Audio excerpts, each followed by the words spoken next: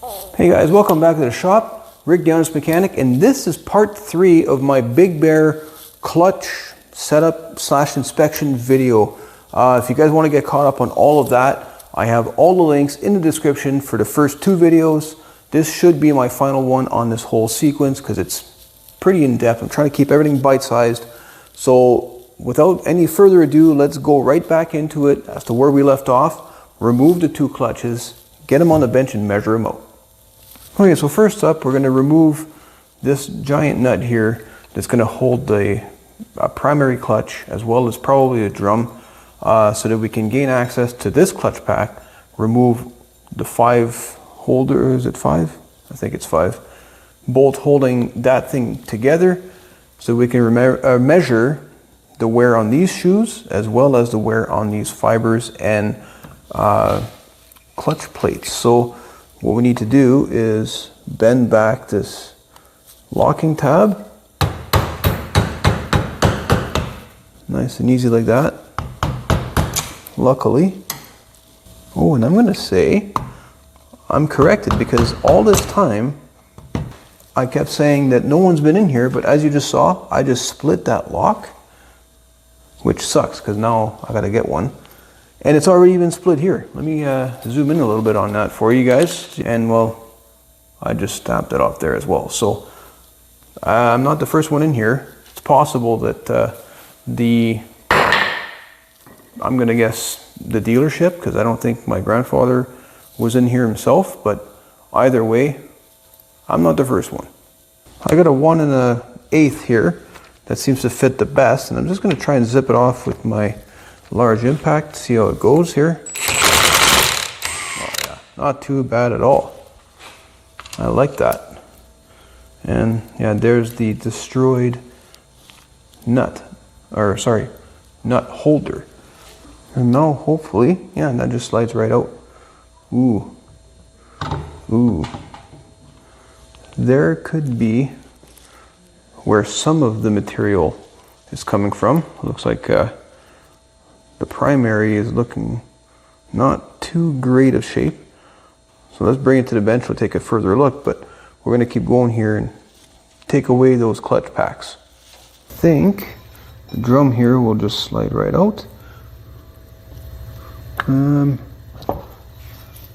Yeah, you just got to find that one sweet spot where the drum and the basket line up. And just like that, that comes out. Then we got our sprag clutch inside here. It's a one-way clutch. As you can tell, I'm trying to push it this way, but it won't go. So that's good. We'll take a look at the actual drum itself. Put that on the bench. Okay, so let's take these 10mm screws out a little bit at a time.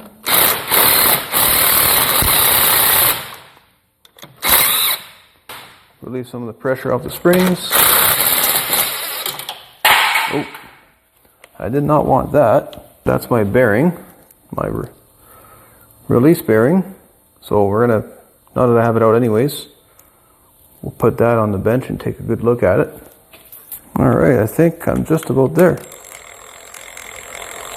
Come on, take my time here, just be careful. There we go. Looks like we got it. I'm gonna try and take all of these springs and bolts all at once, put them together.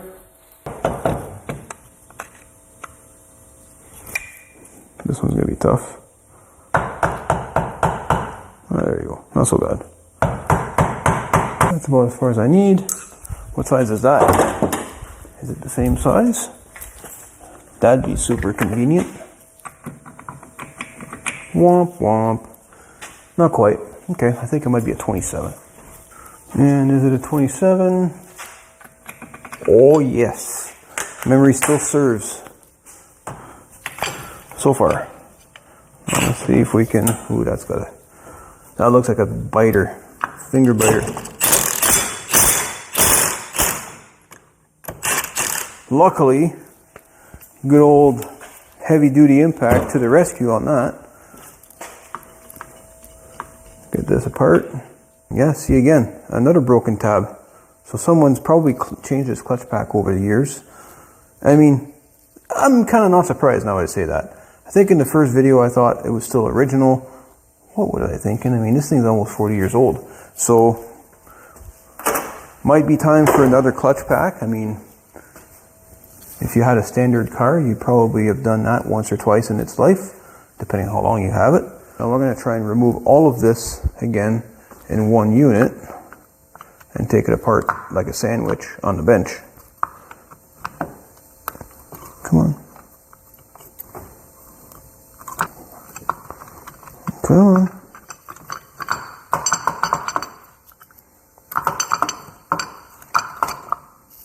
Okay, that's coming out like that. Okay. Now what's holding me up here? Oh, there's a little washer retainer thingy that is okay. So that's how that works. Learning all the time. And there looks to be a bearing on that, perhaps. No, it's a sleeve.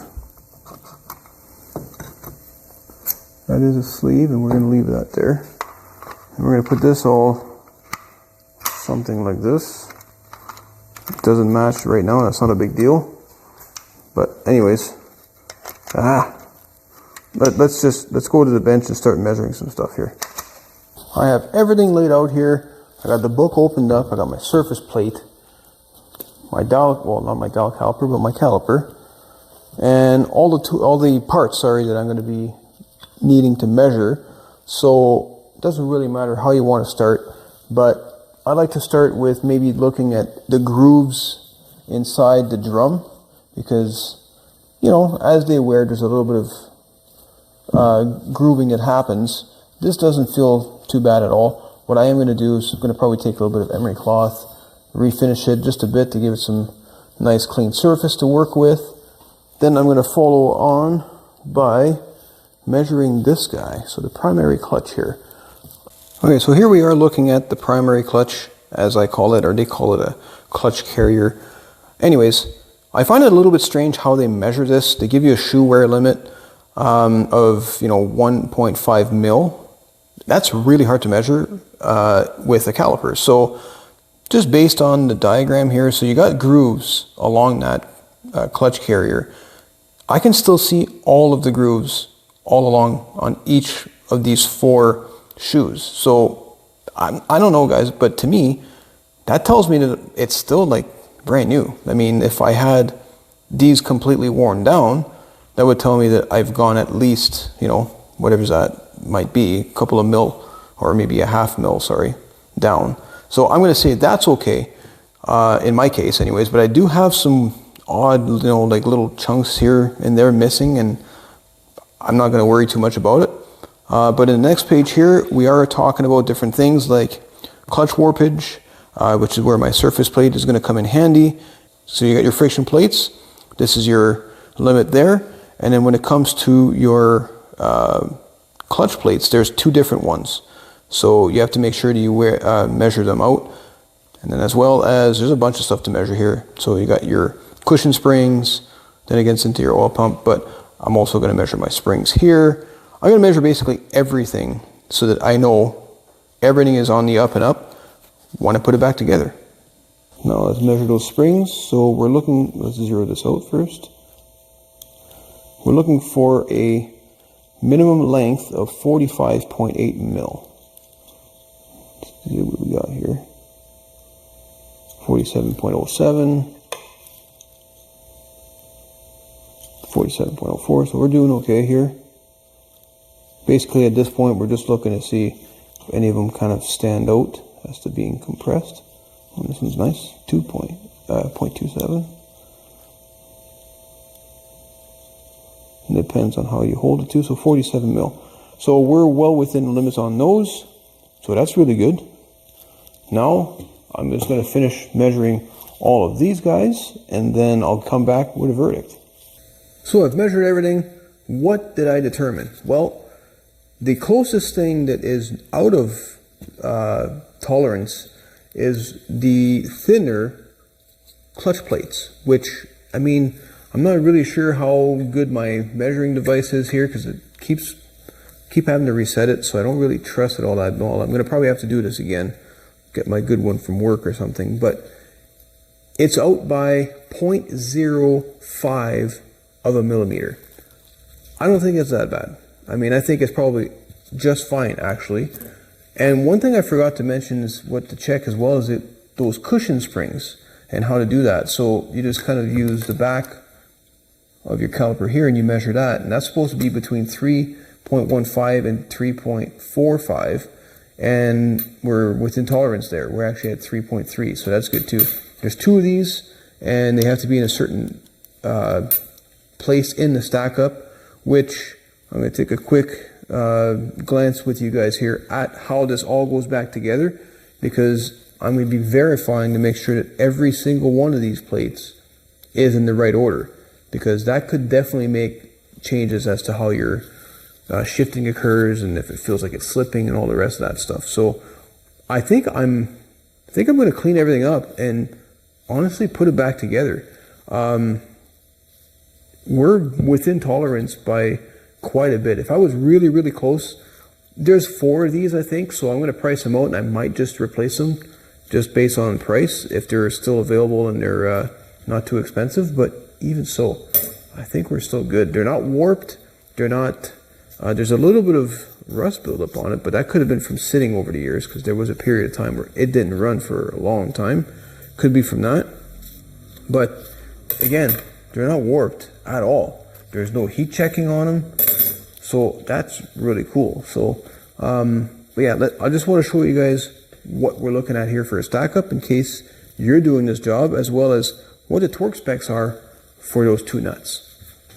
So here we have the stack up of how everything goes back together and what you should be doing. So what I'm going to do is I'm going to stand back here just enough so you guys can see the whole thing. If you want to take a snapshot or pause the video so you can read it, there you have it. And what I'm looking for here is I want to make sure that I have my friction plates, which is item 8, all in the right sequence, as well as my number 9, item 9, which is my cushions. And there is one plate here itemized as, I believe, right here, number 6, that is called a friction plate cut 1 piece. And if I show you that, it is this guy right here. See how there's a cut in it? That one in particular, for some reason, ends up in that location. Put that over here. So, yeah. Oh, and by the way, like I was saying, I'm going to be replacing these lock nuts, tab thingies. So, the one holding the primary clutch, it's 57 foot-pounds. And the one holding that basket, it's 58 foot-pounds for torque. So, that's that. And they do also talk about torque on those spring nuts, or spring bolts, sorry. 5.8 foot-pounds, basically 6 foot-pounds of torque on those. So yeah, so I think I'm just going to clean all of this up. That's going to take me a while, and put it back together. And that is going to do it for today's video. We're going to put all these parts together. I'm pretty sure that everything is perfectly fine. Actually, I know everything's perfectly fine. So we're going to have to do one more part. Again, like I mentioned in previous videos, I'm trying to keep this bite-sized.